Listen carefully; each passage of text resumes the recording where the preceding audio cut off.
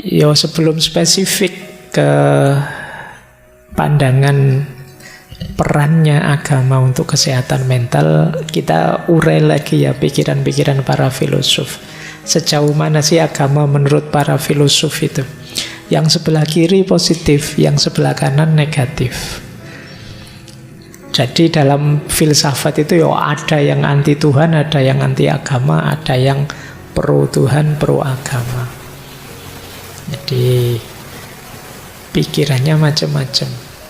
Coba kita lihat misalnya, menurut para filosof yang teistik, menerima Tuhan dan agama, apa sih perannya agama?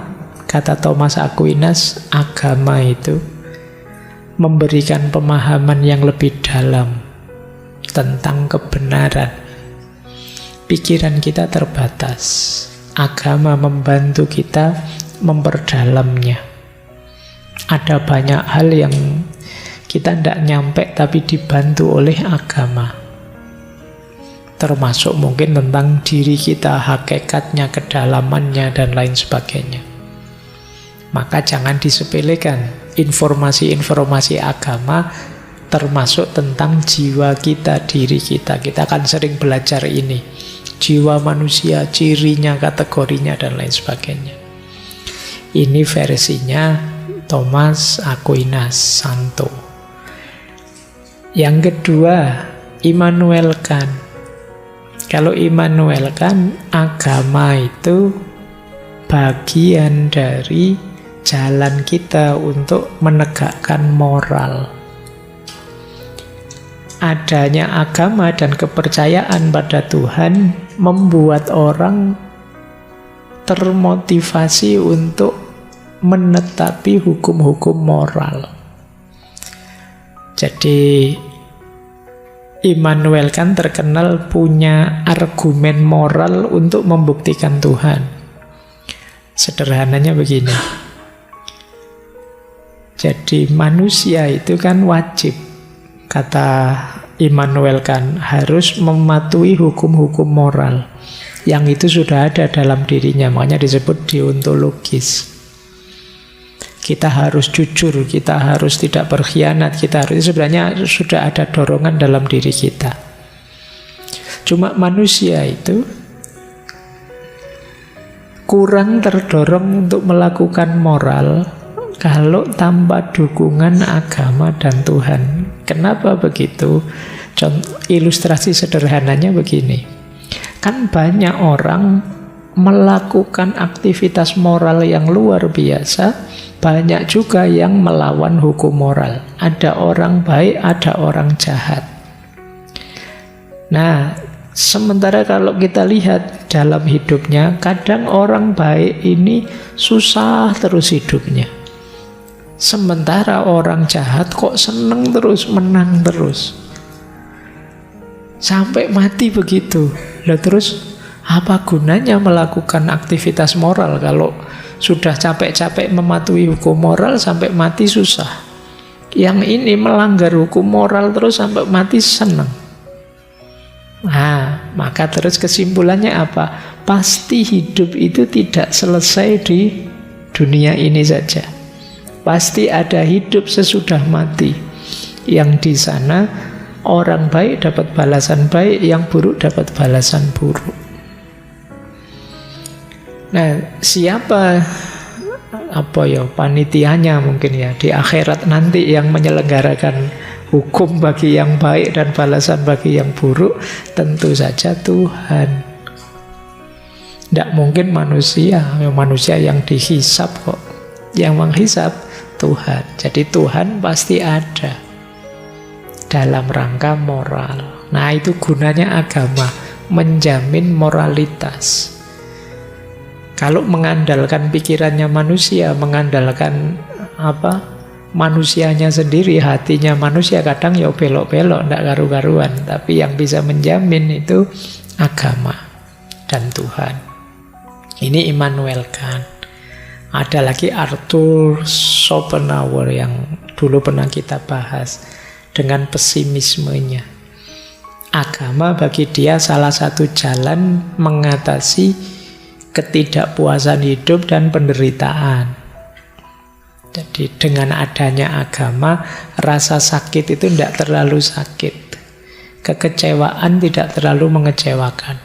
Segagal apapun kita, begitu kita sadar, ada Tuhan kok, itu kita akan mendapatkan sandaran yang sangat kuat. Dulu pernah kita bahas ini. Yang keempat, ini juga pernah kita bahas, Durkheim. Kalau ini manfaat sosialnya, agama itu memperkuat kesadaran kolektif. Agama menguatkan ikatan kita secara sosial. Karena saya tahu kita sama agamanya, kan terus tambah terikat, tambah ada ikatan di antara kita. Maka kata Durkheim, agama itu memperkuat kesadaran kolektif.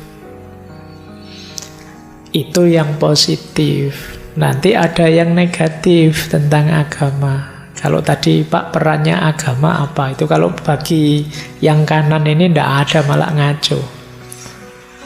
Misalnya, kalau bagi Nietzsche, agama itu menanamkan mentalitas budak. Orang jadi kehilangan kebebasan, kehilangan kreativitasnya. Orang diminta patuh saja, ikut saja perintahnya agama. Nah, ini Nietzsche yang punya semboyan terkenal sekali, Tuhan sudah mati. Nanti ada Karl Marx, dia bilang agama itu candu. Karena dia melihat gara-gara agama, itu versi dia ya, orang yang tertindas tidak mau bangkit. Dia merasa, ya sudah, ini takdirku tertindas ini. Allah sudah menetapkan begini misalnya, terus ya sudah, kita terima takdirnya Allah, kita ridho dengan apapun keputusannya Allah. Akhirnya ditindas, tidak mau bangkit berjuang. Makanya dia menyebutnya semacam candu. Orang kecanduan itu kan dia tidak sadar situasi realnya yang tertindas. Ini versinya Karl Marx.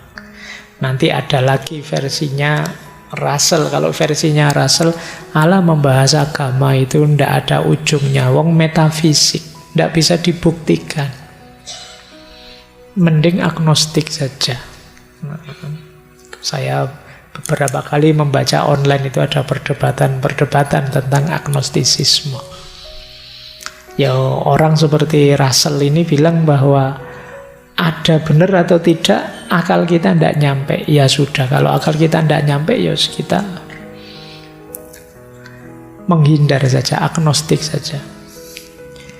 Baik, jadi ini peran agama. Kalau para filosof ada pro, ada yang kontra. Ya tentu saja kita yang beragama, kita yang teis, lebih prefer ke yang pro. Tapi kita lihat dulu yang dari aspek kejiwaan.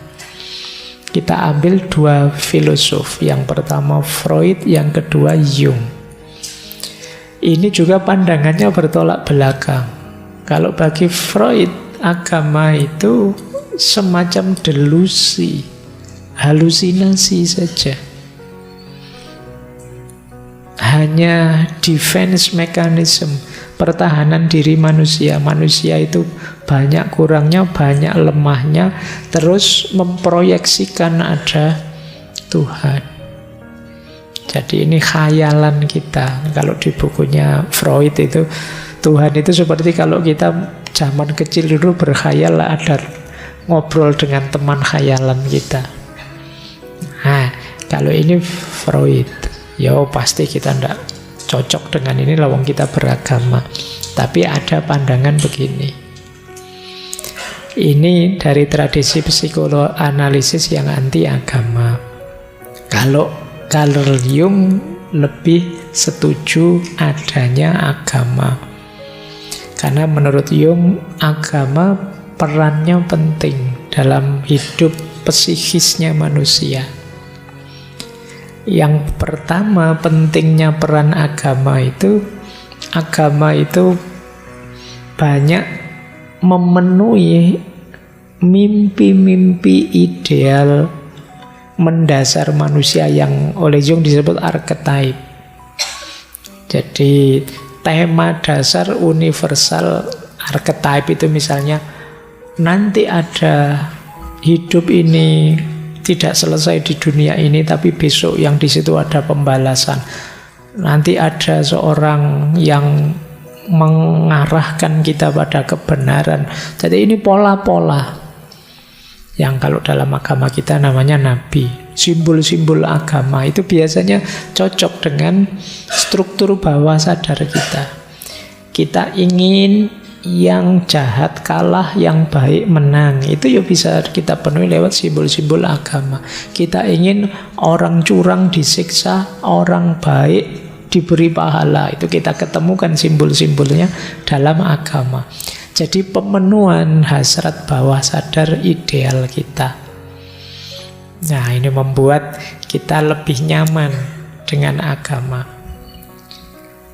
Yang kedua, agama membantu kita mewujudkan diri, self-realization, individuasi.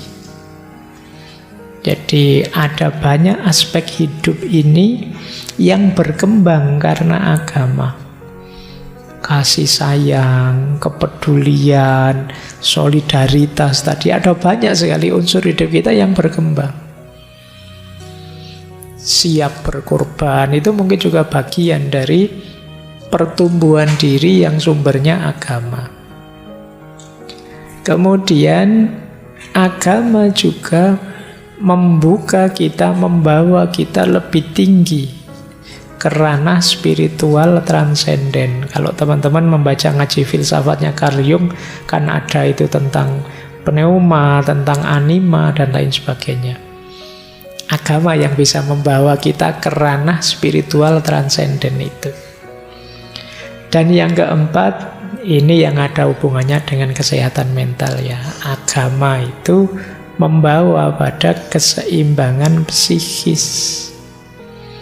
Jadi dalam diri kita itu ada banyak dorongan yang saling berlawanan. Kita ingin ini, kita ingin itu. Yo, hati kecil kita ingin baik, tapi ambisi kita ingin meraih ini itu secara curang. Itu yang bisa menetralkan, mengarahkan secara lebih positif, itu agama, kata Jung. Jadi bagi dia agama perannya besar untuk manusia, termasuk untuk kesehatan mental. Nah, itu penjelajahan-penjelajahan pada para filosof